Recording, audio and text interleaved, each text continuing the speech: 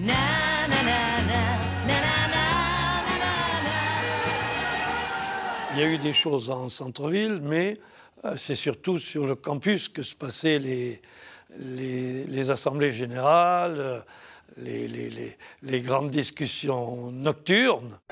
En mai 68, Jacques Centraux a 29 ans. Il est maître assistant à l'ANSMA. Proche de la SFIO, il aura un rôle actif dans l'organisation des manifestations.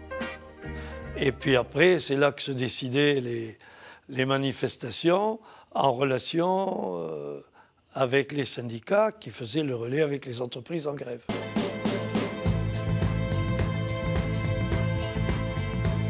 En mai 68, on prend un petit peu plus de temps à la fac. Les journées sont plus longues, les nuits un peu plus courtes.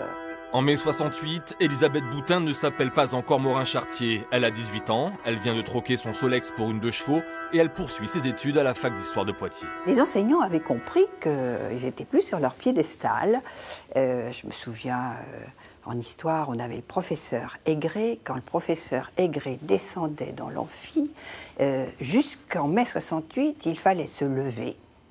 Et il descendait l'escalier principal de façon très théâtrale. Et c'est quand il était arrivé à son pupitre qu'on pouvait s'asseoir. Vous pensez qu'en mai 68, on a un petit peu balancé tout ça.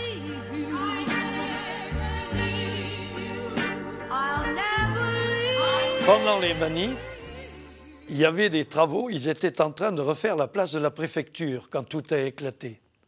Et ils n'ont pas eu le temps d'évacuer tout le matériel, ils ont évacué le matériel qu'on voyait, les brouettes, les pelles, les machins, mais ils n'ont pas eu le temps d'enlever les pavés. Les pavés sont restés sous un tas de sable pendant tout le mois de mai. Et il n'y a pas un mec qui a gratté le sable pour voir ce qu'il y avait sous le sable. Les pavés sont restés, je vous jure, hein, les pavés sont restés sous le tas de sable tout le mois de mai.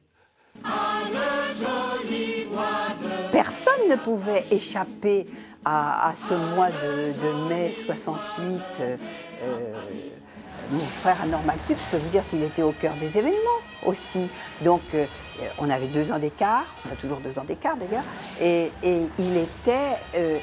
il apportait à sa sœur tout ce vent parisien qui était très en avance, même sur ce qu'on pouvait vivre à l'université de Poitiers. Poitiers, c'était quand même extrêmement bon enfant à côté de tout ça.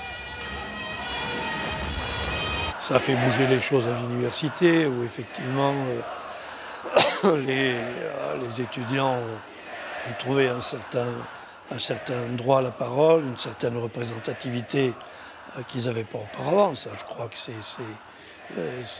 incontournable. Et puis les grandes négociations salariales ont quand même joué un rôle. Cette liberté des femmes et cette égalité entre les hommes et les femmes. Ça, pour moi, c'est vraiment ce qui compte toujours aujourd'hui. Quand je vois les batailles que je dois mener au Parlement européen, demain je vais travailler sur l'équilibre vie familiale, vie professionnelle. Il y a encore beaucoup de chemin à faire et pour moi je n'ai jamais oublié mes heureuses années à l'université de Poitiers parce que les combats que nous avons gagnés en France à ce moment-là, ils ne sont pas encore gagnés partout.